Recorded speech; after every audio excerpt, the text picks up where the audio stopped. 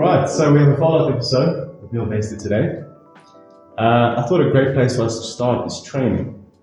So, as far as training clients, how many years have you been training other people? Straight. I started training new in school, so professionally training straight out of school from 19 years old. So just going on 10 years. Okay. 10 years, a decade in the training clients. I qualified as a PT in the first 6 months of my first year. So basically was qualified and then legally able to train clients. In school, I would just obviously, through my own workouts, through my own reading, through training and just getting trained by other people, share their training with like my mates. Yeah. So I'd say, the last 10, 11 years, grade 11 matric and then professionally, Okay, this is really interesting because I was wondering, when you train with a client, everybody has different bodies, different shapes and sizes. But as humans, we have the same biomechanics. How much do you tailor a program to a person's different shape? So like, for example, if you have longer arms in relation to your legs, like does that play a role in how you assess it? Or is it just, this is a beginner, let me start them slow and light? Like what's the process? Okay, good question in the sense that when I was in honors year, and I should have been told this a little bit earlier, we walked in and one of our professors, he actually ended up being the dean of that faculty. Okay, yeah. So he had his PhD. The first thing he said, guys, in my classes, everyone's an individual. Okay. You assess everyone as an individual. Yeah. If you're in a team sport, everyone is an individual, has their own needs. You might have two athletes, soccer players, both strikers. One might need to work on mobility, the other one might need to work on strength, but they relatively on the field, you might say, what's the difference between them? Right. But then off the field, with regards to training, could be completely different. Okay. So first part of that, everyone's an individual. Second part, I work through 6 movements: push, pull, squat, hinge, lunge, carry. Yeah. Those are my essentials. Yeah. I feel as if everyone can do it and can be modified depending on that individual. When they walk in, I first get them to do the movements. When they do the movements, I can assess and take it from there. Because you might find somebody might squat with perfect technique and not even realize. So, case scenario, Alex comes into the gym, may you please do a squat for me. I'll walk you through how I want you to squat. Obviously, set up, I want you to sit down on the toilet. And once I've seen that, I can assess. I might say, you got the perfect mechanics in this movement mechanics for you. Yes. I don't have to shift your legs out. I don't have to bring them in, toes. So it's very individual. Okay. I can't, That thing of perfect mechanics is interesting. Because I feel like a lot of the times, today everybody watches YouTube to figure out how to do stuff. And then you see a video that has 10 million views on YouTube, and this guy is doing the squat that has this mechanics. Yes. But then when you try and do it, your body just doesn't go that way. And so this thing of unique perfect mechanics, like for your body, that's the way you should squat. Like how much is that applicable? It goes back to the individual because why you got to, I think he's the under 85 kg or under 90, don't quote me, but Carlos Nasa from Bulgaria that just won the double gold in the Olympics, weightlifting. Yes. If you look at his technique, I wouldn't say it's like textbook perfect. Meanwhile, he's the world record holder. So there's a guy, Australian strength coach, he says, and pretty much sums it up, do what's comfortable with you. Yeah. So I've got a client that I've asked her to open her legs and it looks better to me, but she feels more comfortable with a closer stance and she's able to perform in that stance. Okay. So Alex Lindbergh, cyclist, he squats with such a close stance. And I'm like, how does that actually even happen? And but his body just, that's pretty much how he's learned and adapted over time. Yeah. So perfect, no such thing I think as perfect. Okay. It's everyone, you're taller than me, I'm shorter than you, I might have longer arms, you know what I mean? Sure. So you can't take a textbook and plug and play. Okay. Humans are very unique, exactly. So when you have a client come in, like with the beginners that you've seen, what do you think is the most common mistakes people make in a fitness journey that you've seen in your experience? Overshooting.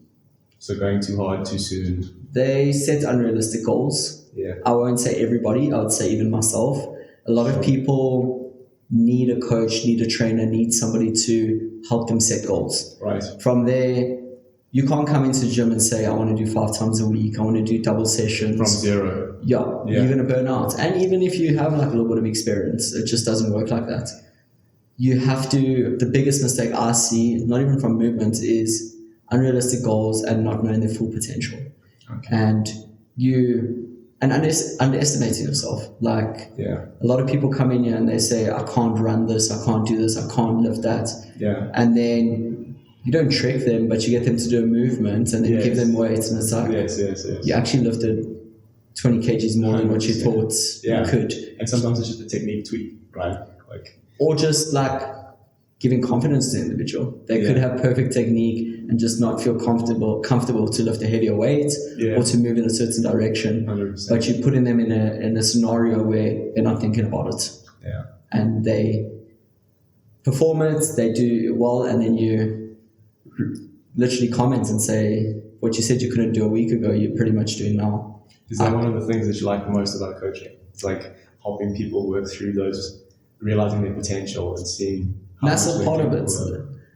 Another, like, and I'm dropping all of these now, but my work is not like I'm throwing stuff into a black hole. Yeah. I can measure it objectively. Exactly. It's Yeah. black and white. If you put in the work, I can see. If you don't, I can see.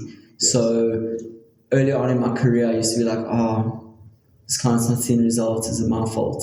Yes. That's imposter syndrome, that you're not giving the correct information or teaching correctly. 100%. But then when you have enough clients with success stories, you actually say my methods work and I'm sticking in my realm. So Yes. I love it in the sense that I can see improvements Yeah. and I can see when people are committing and they're following the advice and they're following the 100%. routes. So that's pretty much the biggest thing in my like profession and business is Yeah. results. It's 100%. results driven. So Yeah, 100%. It's interesting. Like, I think it doesn't matter how great your coach is. At the end of the day, it ends with you as a client, because you can get the best advice. I mean, we've all given great advice to people, and they've just never changed. Like, they always have the same problems. Do you see that a lot with your clients? Well, with some clients, like people come and they join the gym, and you tell them, okay, I know this is going to work. This is what you need to do. And they're just not changing because they don't show up for themselves. I'm lucky in the sense that I've got to a point where first of all, I got really cool clients from across the spectrum. Yeah. And there's a reason they're training with me, because they trust and they listen to me. 100%. So from a client perspective, everyone is taking the advice, following, and I have systems in place that hold people accountable so we don't get to that breakdown of not reaching your results. What does that So- look like? Like, how do you hold them accountable? Measured, asking questions. So in the sense that a very easy one is people come to gym and in 3 months' time say I'm not receiving results. But every time I've asked, please may you increase the weight, you look comfortable? Yeah. No. Yeah.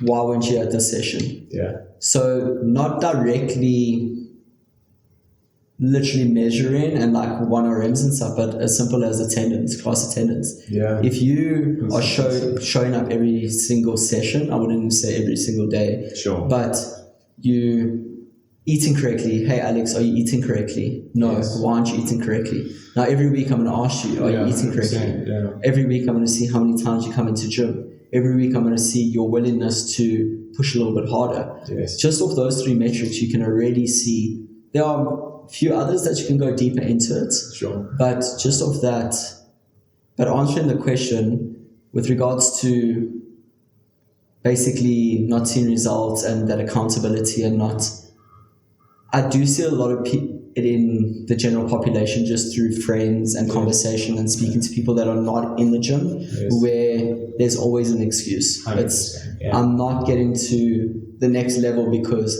that person never answered my call to the gym, or that person didn't do that. If you really want it, you'll do it.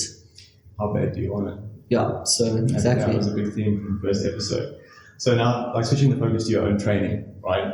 When you are creating your own training program, are you consulting peers? Is it like a mad scientist in a lab experimenting? What's the process?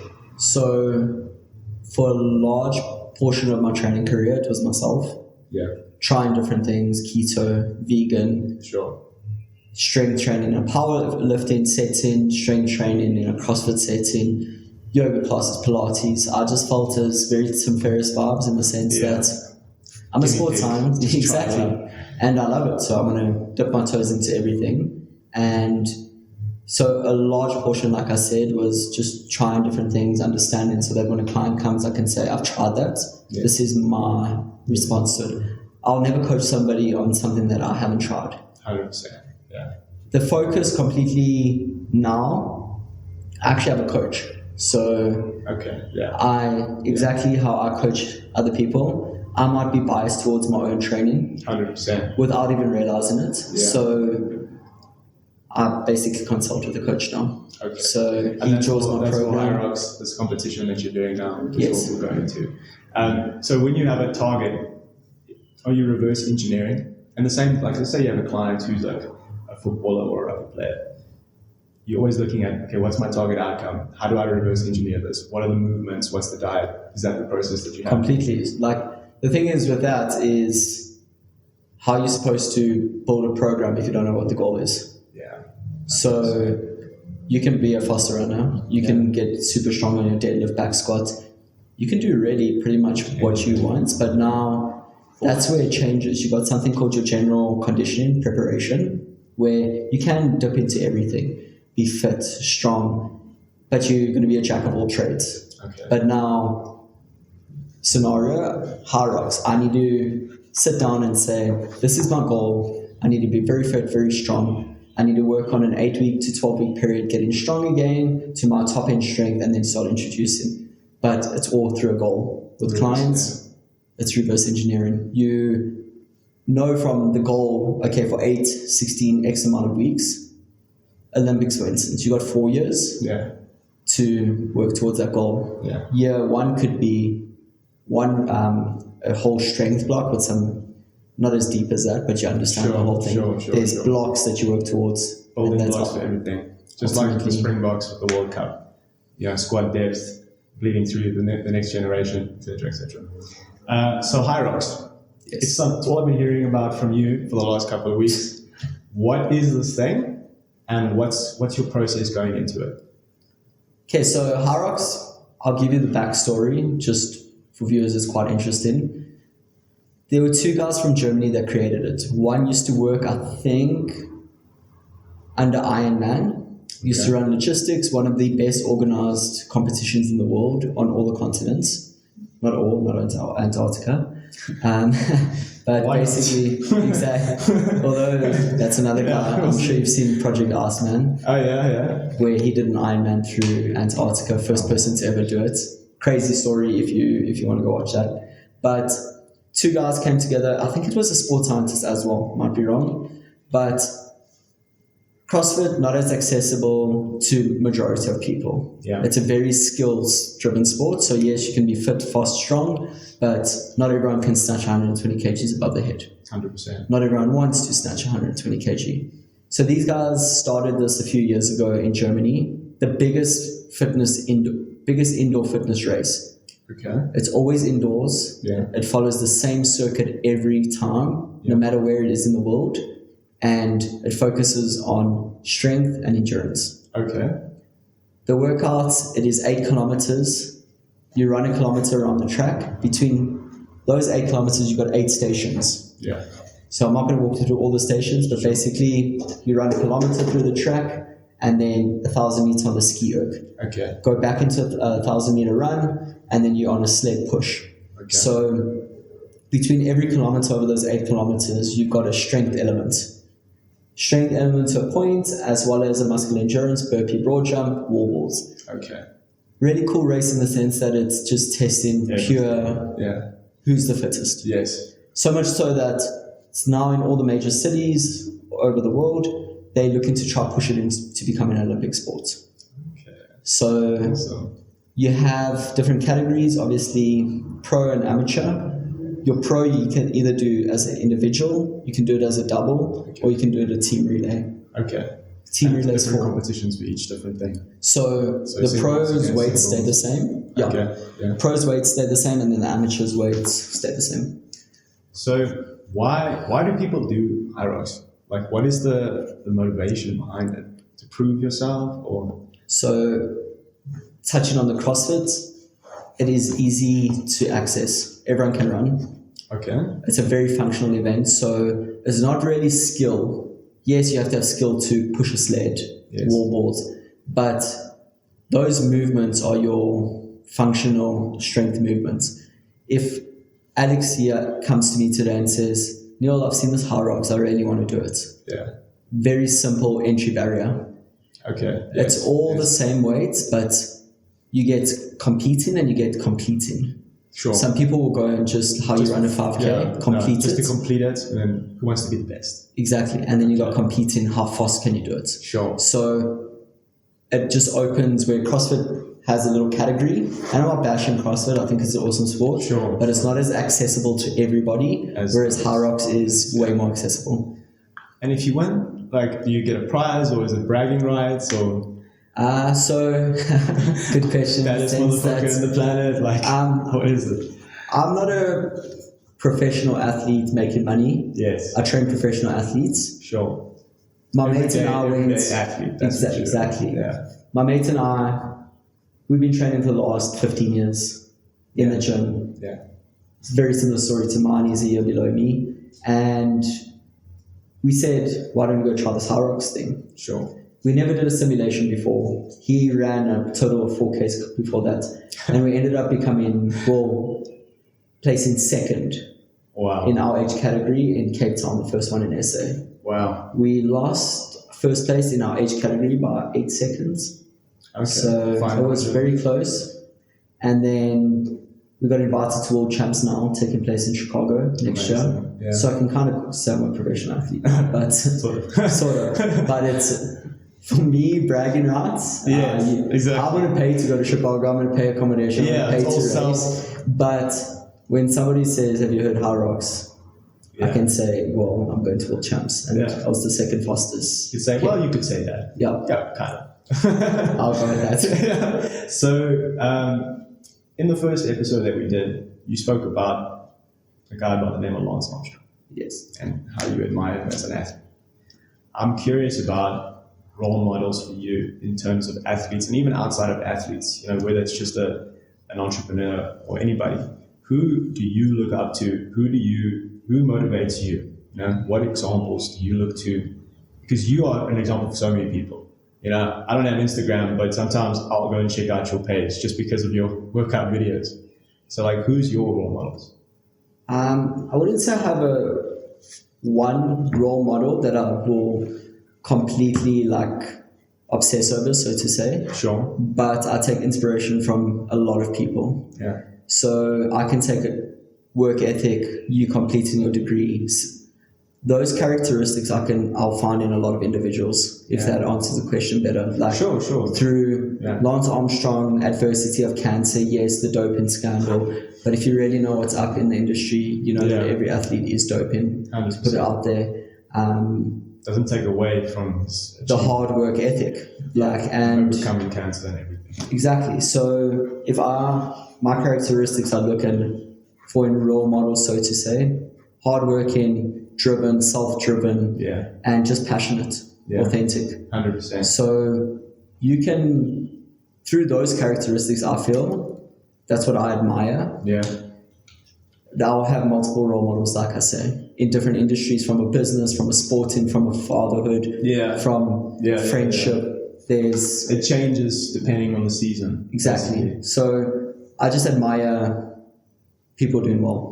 And your clients, do you ever have clients where you look at them and you're like, wow, you're killing it in your thing, and that inspires me? Yeah, completely. I think that's why day to day I just love coming to gym. Is that you'll see with high performers, and my clients are high performers, it's normal for them. Yeah. It's not I have to do this so I can do this. It's just, natural. It's natural. You don't talk about, my fiance and I were actually talking about this, is that imagine being in a group of people that are all opening up businesses. Yes. They don't talk about failure, but they talk about the opportunities. It's like a natural setting. Yeah. You're not That bubble. exactly like it's Yeah. normal to go work out. 100%. It's normal to open a business. It's Yes. normal to invest your money correctly. Yeah. It just is normalized, and as an outsider, you might look and say, This is insane.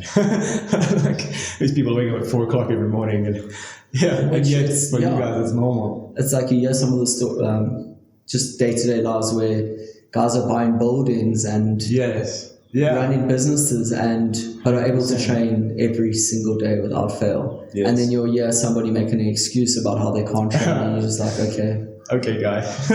actually, I feel sorry for you. Like, Yeah. Sure. So It's that principle of being the smartest guy in the room. You know, you never want to be the smartest guy in the room. You always want to change the room that you go into so you can keep growing and learning, you know. On the subject of high performance, you and I were talking about the red zone. It's something that you talk about a lot. And seeing as you're training for this global competition now of high rocks, like, are you in the red zone right now with your training? And if you are, how do you make sure that you don't neglect every other area of your life? Because with red zone, from my perspective, it's a very tunnel vision orientated mindset. It's great for achievement, but there is a cost to it. So how do you manage that? And what's your perspective on that? I think red zone changes for everyone, again, individual, in the sense that what does that mean to a person and how much are they willing to go? So earlier on in my career when opening up the gym, this was pure red zone in the sense that I didn't have a funder, I just needed capital. So the only way I could make money was training clients. Yeah. So training 8 clients for 16, you do the maths, 16-hour days, I'm getting paid double. Sure. So on top of that, I would train. That was red zone, that wasn't smart red zone. Looking back in hindsight, that I needed to just reach a goal, but I did it, and it taught me in that sense. 100%. Red zone now is different in the sense that being biased at training, getting a coach. Yes. So now the coach can see when I'm pushing too hard, pushing nil dial back, controlling that red zone. Yes. Business. Do I want to work those 16-hour days? No, I don't really want to anymore. Let me drop it down to 12. Yeah. Make my time more efficient. Yeah, 12 hours, way more balanced. No, 4 hours. Get to eat and train. Yeah. So it tends to but you see, you start managing your red zones, and you're smarter in it because I've got an hour and a half, I've got 2 1-hour slots. I'm going to go in, hit it. Yes. Completely. I'm going to hit all the metrics I need to. I'm going to hit everything how I need to. Tick that box. Yes. I've got 2 hours a day of sitting down, designing certain clothing or speaking with the lady that does my admin, XYZ. Yeah. That's my deep work, so to say. Yes. Sit down, whack it. Clients. Yes.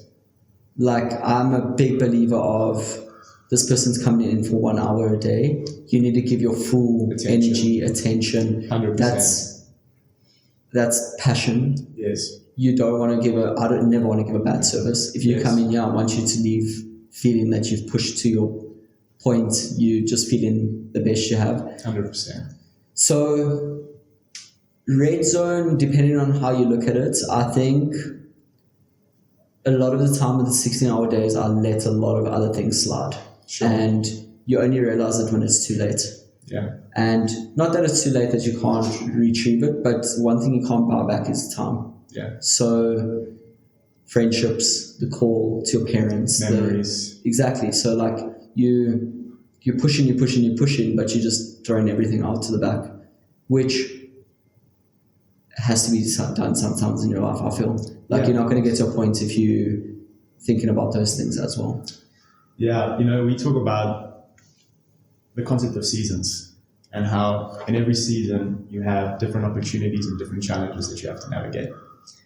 And in different seasons, you can be a different person for different people, but you can't be everything all the time for everybody. And so it's the nature of choice and sacrifice. And, something that you were saying there, which I thought was interesting, was how the more you do red zone, the more sophisticated and skilled you get at it, and you realize the power of leverage. I feel like when you start your journey, you want to do everything yourself. You want to control everything. You don't have resources. So you kind of have to do everything yourself. And then as you get elevated and you progress in life, you start to rely on other people. You start to understand the power of leverage, how much further you can go. And, you talk about it from a business perspective. When you start off a business, you can do everything yourself. But there comes a point when that model breaks. And now you have to reassess and change. Now, as a business owner, have you found yourself in that position, especially with a guy who does so many different projects? We were just talking now about you doing a podcast and how you kind of had to dial it back because you're like, okay, this is red zone to the extreme. That's where the red zone becomes stupid. Yeah. It's the same as working out. You got hard work and you got smart work. Right. So you can come in and I hear a lot of people say, wow, that session was so hard, that person killed me. It's easy to make somebody do 150 burpees, go for a 1.6K run. Just hard, but what's the actual purpose behind it? Yeah. To kill you? You're not going to see performance like that.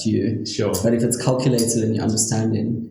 So with regards to what you just asked, you just have to sit down, exactly reverse engineer. What's your priority? Yeah. Priority, not priorities. Yeah. Like, that's the nature of the word, right? Exactly. It's not plural. What builds into that priority? I had to, beginning of the year, I'll give you a crash. I was trying to do multiple things. Yes. I thought I got to a point now and I could just, which you do get to those points, but I wasn't at that point. I just felt as if I was. And trying new things, which was good. It humbled me very quickly. It'll do that to you. And basically had to sit down and say, what's the main thing? Keep the main thing. And don't get me wrong, I'm not going to not try again, but I'll just try again smarter. 100%. And experience. Exactly. So it's talking about doing it yourself.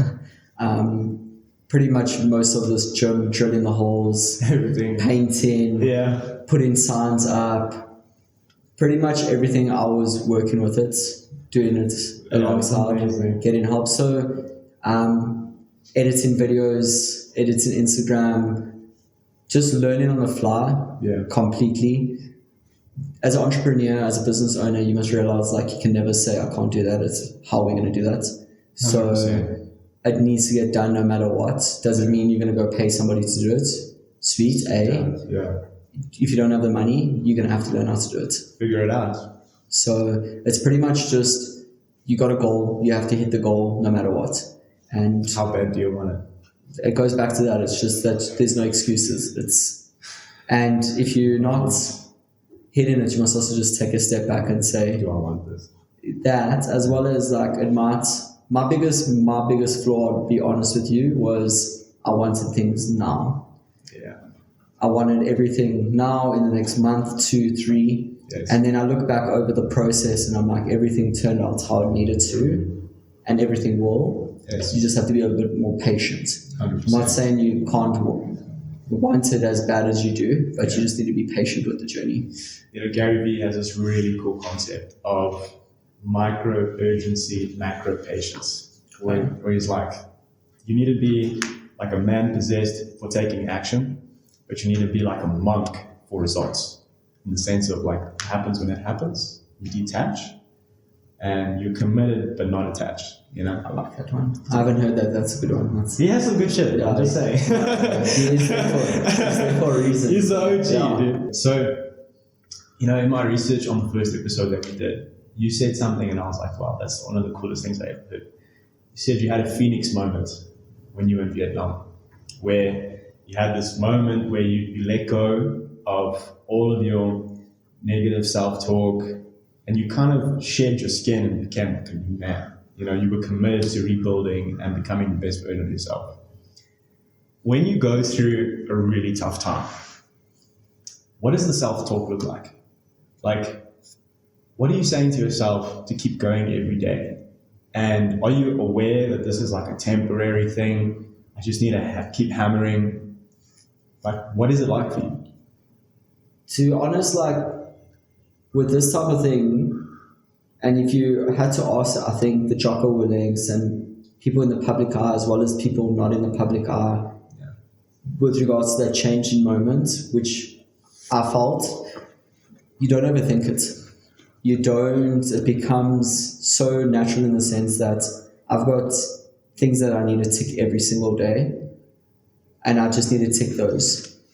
I can't do more, I can't do less. If I do less, then we start going to that negative self-talk in the sense that you're letting yourself down. Okay, yeah. So with regards to that, it's fulfilling in the sense that it's been quite a while since that time in Vietnam, where the only thing I really focus about is building such an amazing brand as well as a really cool life with my partner. Your purpose, that's it. My purpose is literally just into my business and into my relationship, into my family, and nothing else. I'm not trying to be cool in anybody else's eyes, to be honest with you. I'm not looking for validation from anybody. I think that's the biggest thing that I felt, is that self-talk to my head is, what's my goal? How do I reach that goal? And that's pretty much my black and white, how I'm going to measure it.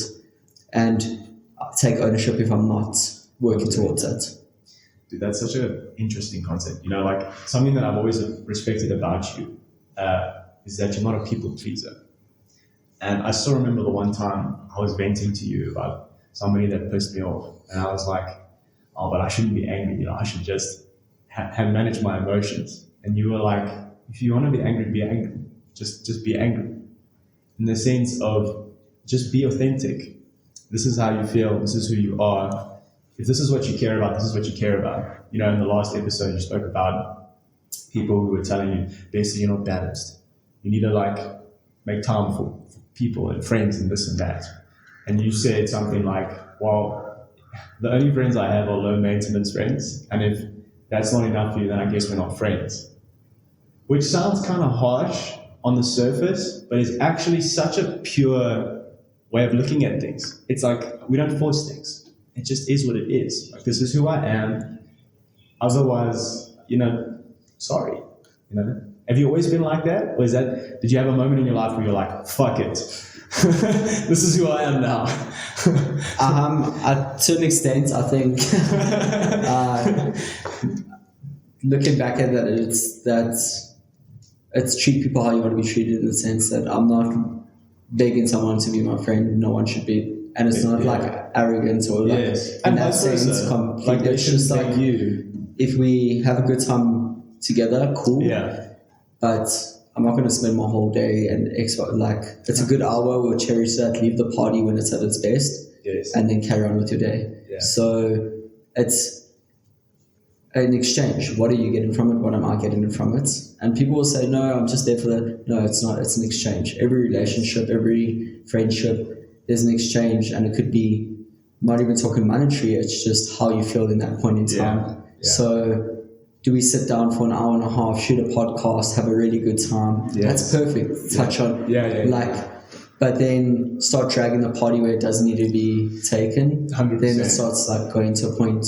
So I think it's very, like I said, I don't think too much into that, but I won't waste my time. Yeah. And I think that's where a lot of breakdowns come, is 100%. that one of the priorities, the biggest thing with that Phoenix moment in Vietnam was, am I wasting my time with a lot of things that I'm busy doing? Yes.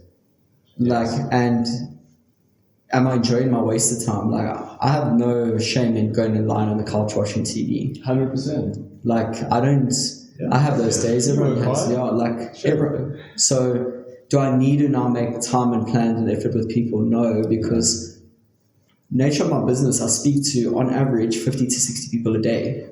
Yeah, that's all. I'm having conversations, amazing conversations, speaking to people, loving it. Yes. But I need to take time to reset. 100%. So quiet time, read a book, find what I also enjoy myself as a person. Yeah. You know what, as you were saying this, I thought to myself, such an anti-entitlement attitude about life, where you say, I'm not entitled to anything, but you're not entitled to anything either. Like, everything is earned, everything is a mutual value exchange.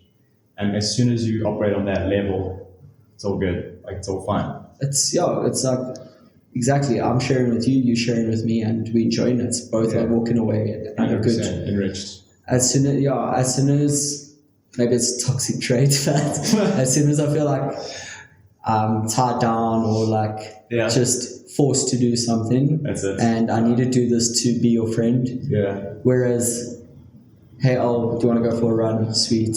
Cool. Hey, do you want to go for a run? No, and you're like, can't. Okay, cool. I'm still going for the run. Like, it's not, I'm not doing something because it would be nice you being there. It's a bonus, but it's not a need. It's not a must. Same as like in a relationship.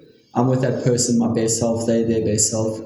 It's a reward at the end. Yeah. But 100%. that's pretty much how I do it. Last night I was talking to a bunch of friends. And I was like, what would you want to know about this person that I'm speaking to today? And the one thing that came through was habits, daily routines, and non-negotiables. So as a guy who's so busy and who has so much on your plate, do you have a routine, like a morning routine or an evening routine? What are your daily non-negotiables? Like, what is your mindset around that? Sleep. 9 in bed every night, sleeping. Okay, is that non-negotiable? That's a non-negotiable. I'm in bed sometimes 8:30. Yeah, I'm like, this guy will fall asleep literally as you're speaking to him. I'm not even joking. I speak from experience. 8:30. I get home at about 7:30, 8. Yes. 9 o'clock I'll be sleeping. Yeah. Wake up 4 every morning. Coffee every morning, first thing. Yep. Glass of water, coffee. I know they'll talk about your adrenal fatigue the first 90 minutes. Sure. I'm sure I'm doing other things in my life that are healthy. I'm not overweight or... Sure, Hugh Booman will say something else. Exactly. He's also doing other things, which you know. So, do you see, like, and I won't shoot anyone down on that. Coffee, and then training pretty much every single day. And when I say training, it's hard training sessions, active recovery, but it's moving, so to say. Yeah. Training, I do, through the nature of my business, I don't sit that much. Yeah. Like I looked there's on no average. here, so obviously. For the last year, I averaged about 22,000 steps a day, so That's on cool. average. That's insane. And habits, getting my calories in, protein, double my body weight every single day, Okay, non-negotiable. non-negotiable. Hydrated, enough sleep, good food, and I can perform. Those are my non-negotiables. I don't really journal, and I'd like to read more and journal more. That's something that I'm trying to do. And What about audiobooks? Like when you run, do you listen to anything? No I actually music? prefer running, either speaking with a mate or just listening and switching off. Wow. And I don't listen to music while I run. No. And when this was another question actually. When you're training, what are you thinking about? Are you just thinking about the movement? Are you present, or are you just going through your day? Like what's going on through your head? I'm just thinking about the workout. So the workouts have been doing quite dark in the sense that, Quite dark. the cardio sessions are, let's say 38 minutes on a ski erg, 30 seconds on, 30 seconds off. You pull in as hard as you can in the 30 seconds or keep in a pace, 30 seconds. That's just under 40 minutes. So all I'm thinking about is controlling my heart rate in those sessions. Strength sessions, the angrier you are, the more you lift. You Lift just this have weight, to- bitch. You have to get angry. It's hilarious too. Like, I've seen I you. struggle with that, to be honest. I struggle because it's You're lax. so chilled But my coach, mate, that I train with, he's always like shouting, get pushes angry, your get buttons. like say something like toxic, and then I'm You like, need some more trauma for fuel. Literally, like, Start a fight with your girlfriend and be like. but from a training, you're present. It's just in the present in moment. the That's training. it. Yeah. That's awesome. It's kind of like a meditation in a way. Like you're focused on this thing. You don't have to, your self-talk is not distracted by everything else. It's just focused. I think that's a good thing, and that's a lot of the time I don't actually really have time to overthink things. Yeah. In the Yeah. time, like maybe if I had more like time at lunch or like before I go to bed and stuff, like maybe my brain would like start like Who am getting I? anxiety. Why do or, I lift weights?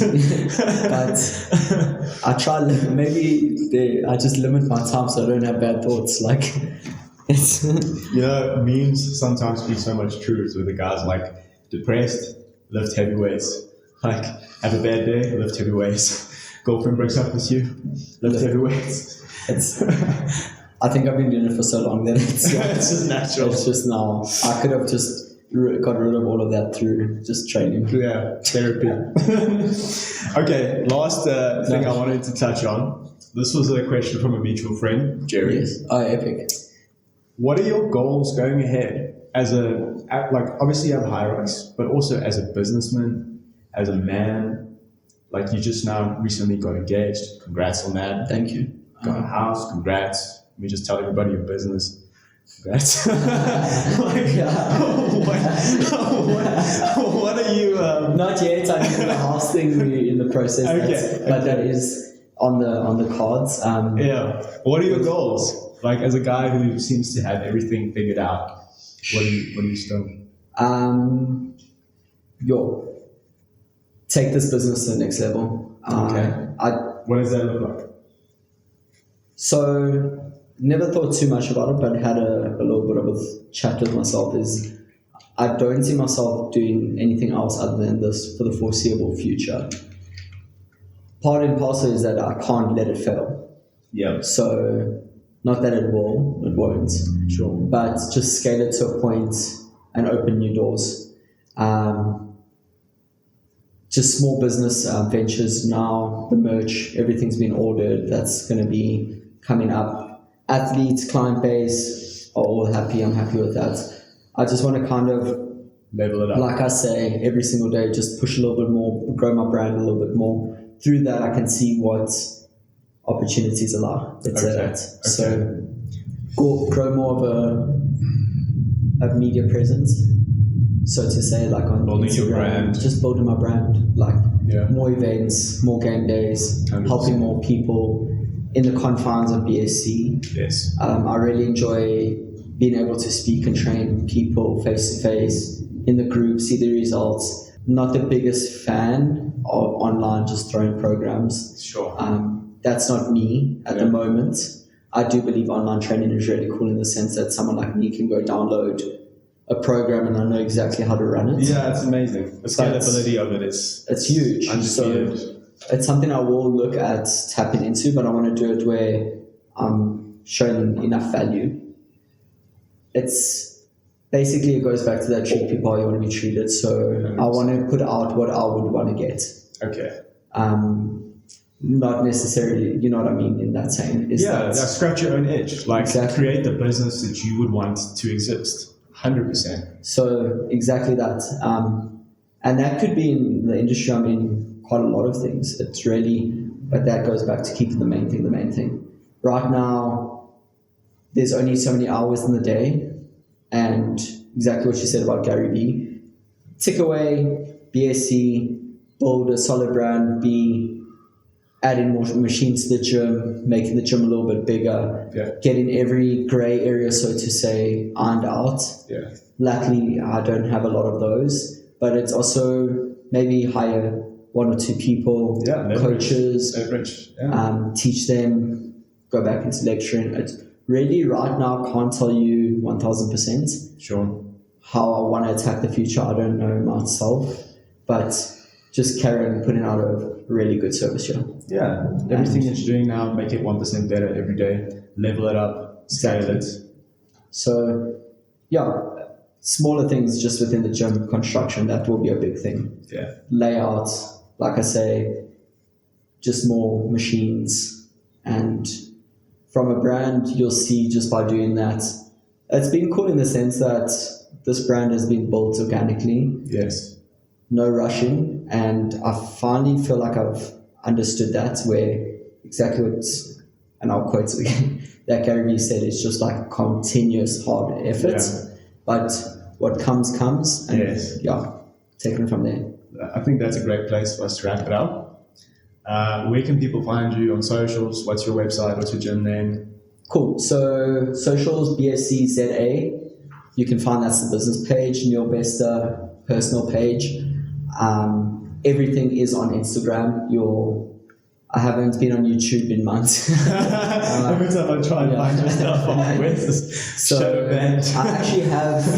I've been I've been working on a website that should be live within the next week. Actually, Okay, sweet. that's really cool. That's come up really nicely. When it's Happy live, with that. post it in the description. 1000%. So website will all be there. I've kept it like a landing page where it's so easy. Exactly. BSc, Neil Bester. Click. Here's the gym. Here's the resources or service offerings, Yep. and pretty much straight to That's the point. Yeah. I don't. Yeah. Social media can be toxic, but that's it. Yeah. You can find me on BScZA, Neil Bester, and in the links that Alex is gonna hook us up with. Perfect. Epic, bro. All right, everybody. That's the episode, and we'll see you next time. Legend.